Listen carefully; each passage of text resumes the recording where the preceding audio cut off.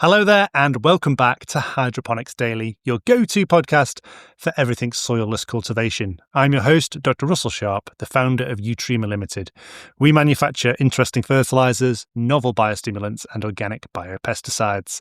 And we always try and do interesting and quirky marketing ideas to spread the word about Utrema as a startup challenger brand. And we've got our card game, Hydroponic Headaches, and that's finally been posted to us today, so we've been busy packing them up and sending them out to our hydroponic customers.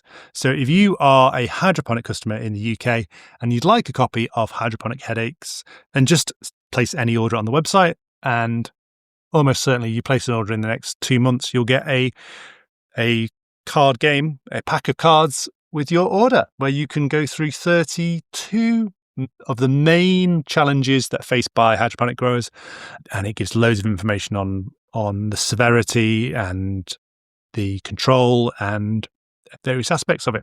So really interesting. Anyway, that's not the subject of today's podcast. Today's podcast is talking about something I saw on Facebook while I was having my morning coffee.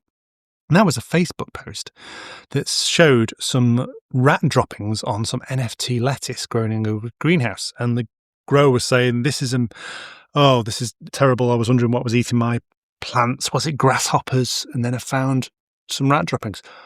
But the bizarre thing was, it was AI generated, the image. And I was like, why would you go to the effort of creating an AI image of rat droppings on an NFT system? But they weren't even trying to sell anything. So I don't know what they were doing. But yeah, so I've been Googling and seeing if rodents are a problem in hydroponics or greenhouses, or is this a myth? And yes, it would appear that hydroponics, mice and rats, any small pest can be a problem for access for anything that's not fully enclosed, like a grow room. So the University of Vermont have talked about this on some of their outreach. So you need to routinely monitor in greenhouses for this, for mice and rats, rodent nests, feces, and crop damage. The main issue, obviously, they spread disease, and they would spread disease in a field crop as well if they left contamination on there. But the main issue is that the feces and the urine can get into recirculating fertigation solution if you're not careful, and that can lead to massive contamination issues. So certainly something to look at. I mean, a greenhouse could be the perfect habitat for rodents because they provide warmth, protection from predators like a fox couldn't get in, abundant food, depending on what you're growing.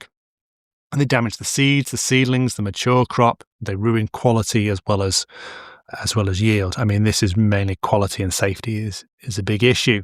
So, the diseases they carry are numerous. It's not just the plague. They contain salmonella, leptospirosis, hantavirus, spread by the urine, the droppings, and saliva contaminating the food. So if even if they're just nibbling your crops, they can contaminate it. So what are you going to do? How are you going to control them? Obviously, like any pest, an integrated pest management approach is best. So you want to minimize the use of chemicals and do everything culturally and physically to control them. So the first thing, seal all entry points. Mice can squeeze through a 1/4 inch, that's 6 millimeter gaps, which is crazy small. Anything that their skull can fit through, they can fit through. And so any cracks in polyfilms, polycarbonate, baseboards, door sills, things like this, they can get through. And so you can install fine mesh on vents. That's another reason to, or even hardware cloth on vents. Just provide a physical barrier so that they will climb and they will get through vents if you're not careful, if they've got a taste for it. Squirrels will do the same. Squirrels have eaten my strawberries in the past in my greenhouse. And you have to be there and be able to monitor them as well, because you don't want a squirrel in a trap. If you could put traps out, you don't want them in the trap for too long because it's inhumane. Inhumane, is that the word? And it's cruel, that's the word. And also, if people around hear it, then it can draw attention to your grow area. So yeah, obviously outside and around the greenhouse, the grow room, keep grass and brush and weeds trimmed to just prevent rodent habitation. Keep compost heaps away from your greenhouse and your grow rooms.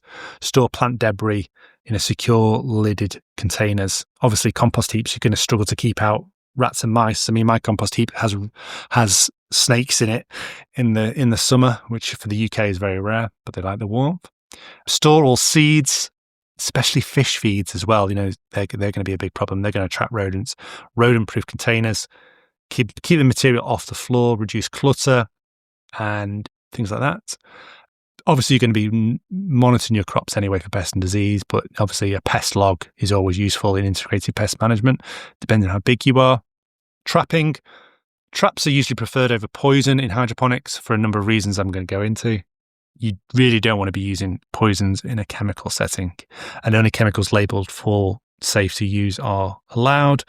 Really, snapback or breakback traps, quick kill, no poison, widely used in food facilities. There's not going to be some live rodent making an absolute noise and scrambling around and trying to escape. Live traps can be used if you're a vegetarian or vegan or just think that it's more ethical. You could use them for animal welfare reasons, but you do have to transport them. Also, when it comes to, they might have fleas as well, so you need to be careful, because as soon as they die, as soon as their core body temperature drops, the fleas will detach and start nibbling you. They can't complete their life cycle on you, but they will try. If you want tamper-resistant boxes, you might want to contract this out to a third party. So, like in the UK, we have Rent-A-Kill or something similar. In the US, I'm sure they can come in and install and monitor traps. Now, we'll talk about toxic baits. The main ones, such as sort of anticoagulants that are used, are not safe because they are mammals. They're going to be so closely related to you. Anything that kills a rat or a mouse is almost certainly going to kill you or do you significantly harm. It's not like an insecticide that is based on a completely different type of biochemistry in the insect. The biochemistry of a mouse is very, very similar to a human. Hence the reason we use mice for medical trials in pharmaceuticals and things like that. And in scientific trials, that's one of the common trials that in animal testing is a mouse test, looking at like the lethal dose where 50% of the mice die. An LD50 test is a common test that is conducted. Whether you think that's nice or you think that's needed or not, that is a reality that they do have the same or similar biology. It's humans. Humans and all mammals are very, very similar.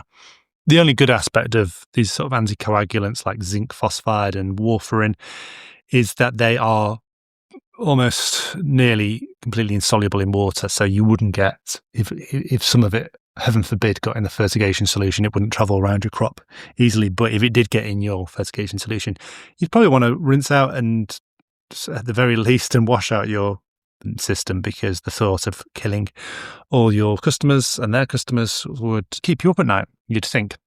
So definitely don't use baits and poisons.